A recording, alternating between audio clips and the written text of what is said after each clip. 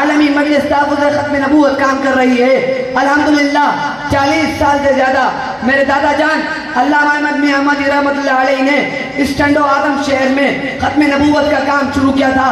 आप भी आओ, हुजूर की खत्म नबूवत के तहफ़्फ़ुज़ में हमारे साथ खड़े हो जाएं। कौन कौन आज़म करता है, हाथ बुलंद करके इरादा करें कि इंशाअल्लाह जान जाती है जाए, औलाद ज़िबा होती है हो जाए, माल जाता है जाए, लेकिन हुजूर की खत्म नबूवत पर कोई कम्प्रोमाइज़ हम नहीं करेंगे। कहो इंशाअल्लाह, कहो इंशाअल्लाह बुलंद आवाज़ से।